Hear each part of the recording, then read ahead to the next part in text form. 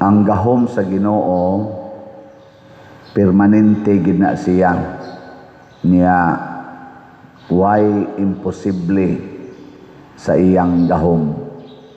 Munang ang atong salmo nakapangandoy nga unsa to?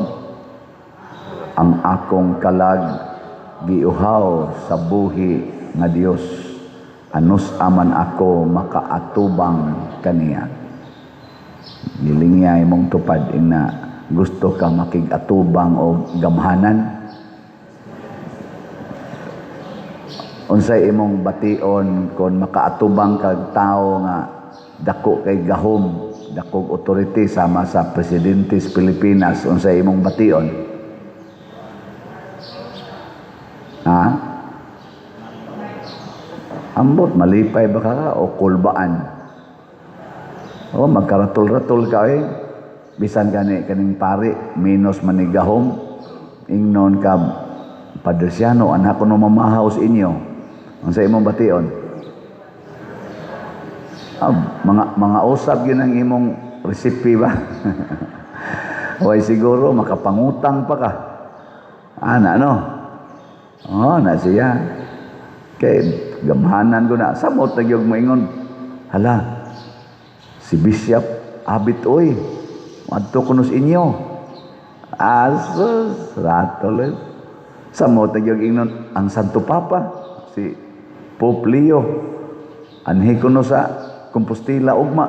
Ana magkapangka-pangka ang mayor eh. Kay diplomat ko na niya, leader pag yung simbahan, gamhanan ko kayo na. Muna, nami ko na dunggang balita nga pag-ari ko no ni President Bongbong Marcos, nataktak ang hipis konsolasyon. Tungod sa traffic, amo, tinuod ba na? I-verify lang niya ninyo. Tungod sa traffic ba, dito sa konsolasyon, dito mas President Bongbong Marcos gitaktak ang hipi.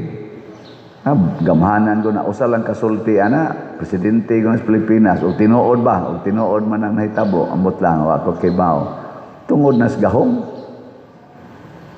Pero ambot gamhanan ba gyud ang atong presidente? Gamhanan sa pagkakaroon ba gamhanan?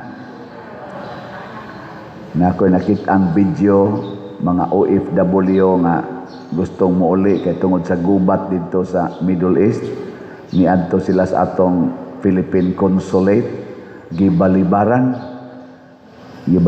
kay nangayo in taon sila tabang nga para makauli ba kanang makasakay sila eroplano padung uli, gibalibaran og niingon dito ang head sa consulate, wala na'y budget, walang pundo, sige mag-report kayo kahit saan.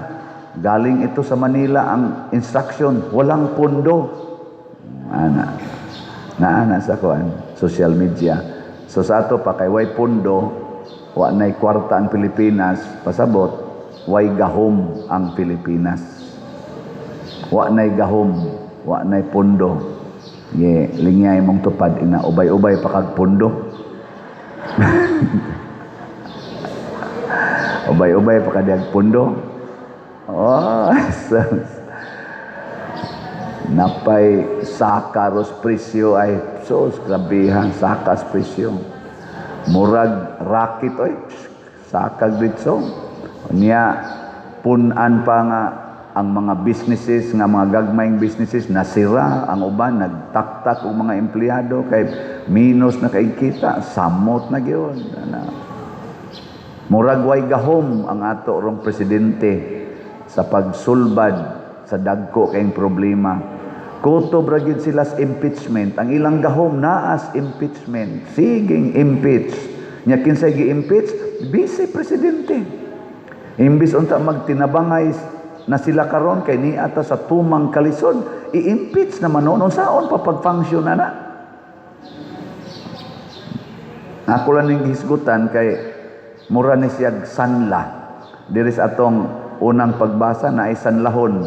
Bisag unsa niya kagamhanan, bisag unsa kahari ang hari sa Syria atong panahona maoy banggiitang hari nya kani siya sinaaman right hand kini sa hari. Gamhanan kaayo, mukurog ang mga hari basta makadungog og ngan nga naaman kay siya maoy leader sa manggugubat. Mao tong pagpadaog letter sa hari sa Syria ngadto sa hari sa Israel nga ayuha ang sanla ni Naaman pastan pagkaratula sa hari. Nayabag man usab Ginoo ko dire nga ayuhon karatul-ratul ngita lang ginigbikil ning tawhana aron gubaton ko nya wara ba jud ko dag-anan ani. Ang relax kaayo ang tao nga naay Ginoo nga si Eliseo ang propeta sa Dios. Pari adris Naaman nag-abot dito suswa pagyud mo gawa si Eliseo gasugo rag tao nga paadtuan as Naaman sa sapa sa Jordan patusluban na dito kapito pastang suko ang Naaman wa siya kailan ako murag ana bang yang pagkasulti ba ngano man siya mo gawas nganong gasugo-sugo raman siya ngano man kunya gawasa nya iya unta kong gipangadjian nya iyang giwarawarahan sa iyang kamot ang akong sanla aron maayo dayon iya pag kong suguon ngadto anang sapa sa Jordan nga kabati anang sapa daghang mga nindot sapa sa amo murag inana ba pero niuli naman dato siya gabagutbot naa sad siya sulugoon tanawa ha sulugoon niya nga Israelite yan. Sir, niana manggita dinhi. Murag wa man tingali mawa nato kun mutuslod lang ka dito kapito. Unya sa dili sa kamaayo, ako lang supay-sumbayan ba. Nasuko naman gyud ka kanang tumana sa ang sugo. Nya di ka maayo, baliko na to patyon tanang propeta. Atong patyon na aday arang nimo kadaghan nato din hiron way makapugong nimo bisa kaning hari dinhi gikulbaan na maganing hari dinhi ato lang tumanon paubos lang ta og sa dihang nagpaubos na si Naaman og nitunlob og kapito pastilan nabalik ang iyang panit mura nagbata panit sa bata nga perti ng ninduta way sakit lingi ay mong tupad ina gusto ka mo bata. Maora ba gini atong pangandoy gusto tang mabata ora bisa galisod naglakaw mandoy pag mahimong bata pader iampo ko pader ang akong tuhod pader ako sang warawarahan matiwas na unta ka.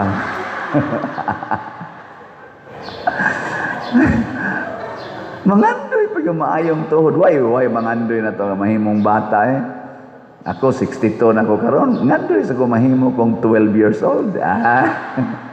Mamatay na lang tadi ta mahimong 12 years old. Si Kristo niingon diri sa atong ebanghelyo, ang propeta di gyud dawaton sa kaugalingon niyang lungsod. Kining atong garbo ba? Kining atong garbo buangon kay nistanan. Mao ni hinungdan nga dili makalihok ang gahom sa Ginoo.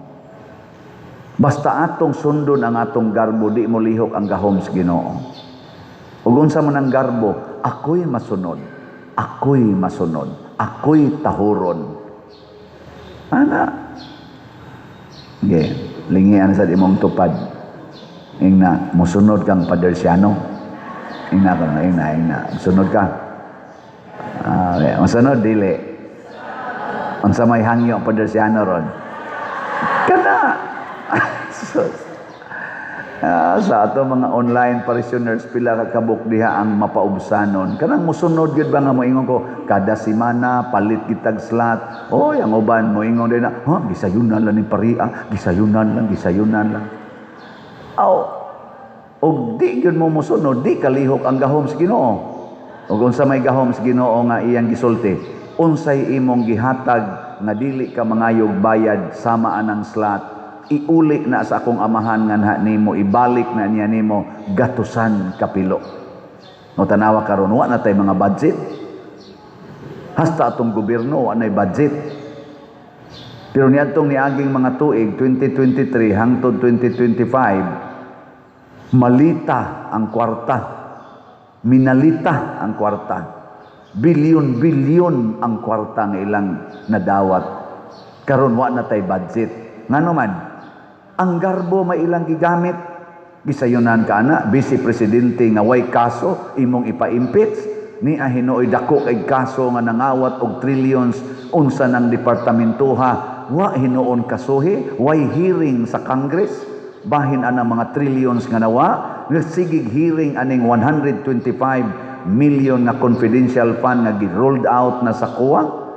Pila na sa kay sweldo nila anang ilang hearing-hearing diha sa Congress. Hayahay kay sila, air condition ang room, lalis-lalis lang diha, smile-smile, pak-pak-pak-pak, inig ka-impeach na sa Vice Presidente. Unya ang mga tao karon nga way gikaon, way balay, wa gani ikatampalit og tambal. Millions of Filipinos karon ga ilaid sa kalisod, naa sila'y hearing ana. Mga garbuhon mao nang naut-uta.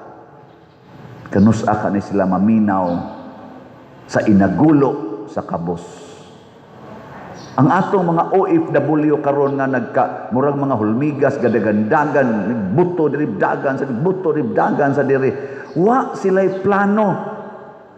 Moingon lang atong administrasyon, ingat lang kayo diyan. Wala talaga tayong magawa. Wa di mi kapadag eroplano kay way lupad, way flight, wa say nganing land trip kay naa gubat man fine place lang, safety. Maura na isulti. Kinsa maron sa atong mga naas gahom, Presidente versus Vice Presidente. Kinsa nila ka ang dunay pangandoy nga mutabang sa mga kabos? Presidente o Vice Presidente? Secret. Tanawa lang sa social media. Nya atong padako-dakuan kinsa kaharos ato mga politicians nga nangambisyon nga maoy mupuli na sa pangagamhanan ig 2028 nga dunay pagbati sa mga kabos ug mapaubsanong musunod sa panginahanglan sa mga kabos. Marcos Group, Duterte's Group, Pinklawans Group. Na tanawa na ninyo, di ta magpakabuta. Tama na, sobra na, palitan na. Nakadungog mo anang maong kuan, timsong. Tama na, sobra na, palitan na. Kanusa mo na nahitabo? Secret. Nahitabo na nas una. Kasi kita giyon tama na, sobra na, palitan na. Nahitabo na 40 years ago. Nagsyagit ang mga Pilipinos niya kay wa man gyud maminaw. Nahitabo yun.